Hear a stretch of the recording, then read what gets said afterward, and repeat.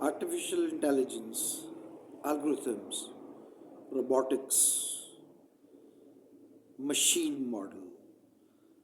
These are the few of the terms which are now frequently being used to refer to what we commonly know as the machine intelligence, the intelligence in the machine. The era of simple plain computing, doing some mathematics with the help of some algorithmic procedures, is now somehow gone, but there's a speedy machine in place now, and that is growing with the passage of time. And there's an euphoria about that now the machines are taking over the human task. You might have heard about machines taking away, or the artificial intelligence taking away the human jobs. But this was happening ever since human being invented tools. So the tools are technically machines, and minimization of the human contribution in the process of production is obviously a process of history. It's not a new or a novel phenomena. It was there during all phases of history. So we need to focus on more on this artificial intelligence thing, because this AI, or the artificial intelligence, is now interacting or interfering with human life. I have used two terms, interacting and interfering. I like see the interact or interference, the brain computer interface thing. People have the people, the psychologist, the neurologist, and even the computer experts. They are more familiar with these terms. But obviously, the machine is now doing effective interference with the human life, or the human brain, or the human mental processes.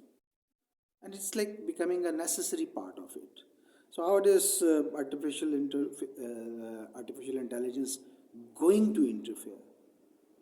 Or rather, I must say, it is already interfering the human life and changing it, maybe modifying it.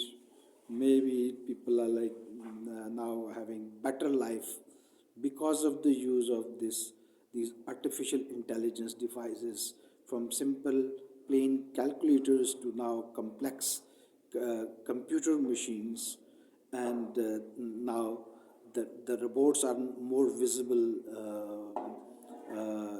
in now the human life. So it has an impact on the way the human beings are obviously living their lives. We, as human beings, are interacting with the nature, with the fellow human beings, and now with the machines. We conquered nature because we have higher mental processes, and with the help of those higher mental processes, we as human beings were able to conquer nature and used it for our own benefits. But obviously, the more sophisticated and developed and well equipped human beings, obviously, we have divisions among human beings. But that group who are more sophisticated in the use of tools, in the use of machines, and now robotics and the computers. So they are getting support of oppressing other human beings, subjugating them under their own authority and maybe utilizing their resources. So tools and the machines are obviously have this colonial objective also. So the more powerful, the more modern, the more scientific, and the more technologically advanced has always an edge on other human groups who are less developed, obviously, and who are like not able to use tools and the machines in their own favor when it comes to dominating other nations and the people and the regions, etc. So, my argument is it is the impact is already being seen, already being felt.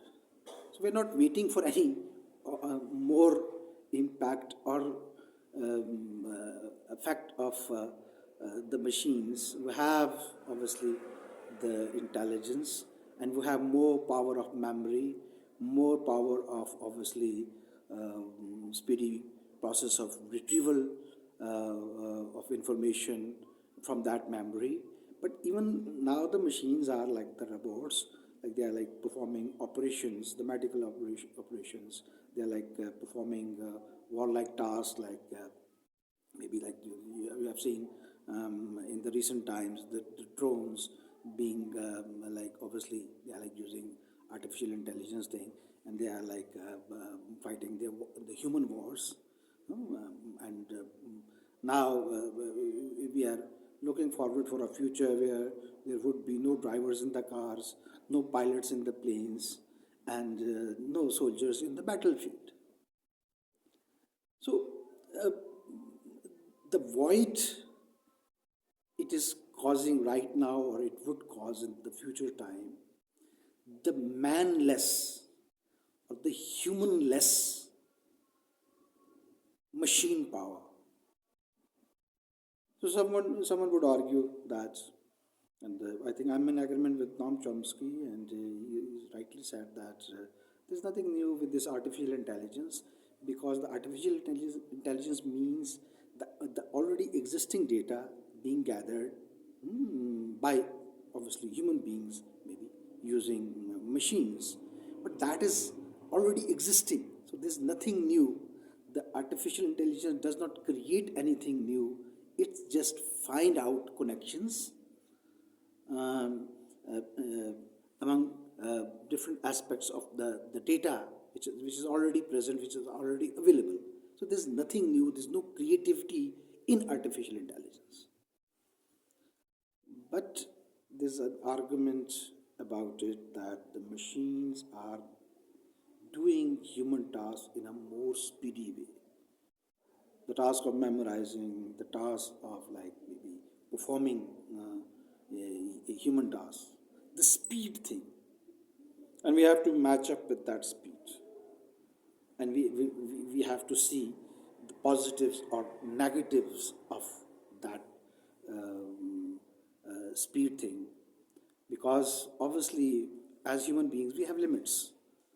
And the machines, obviously, they are, their limits are like beyond human limits.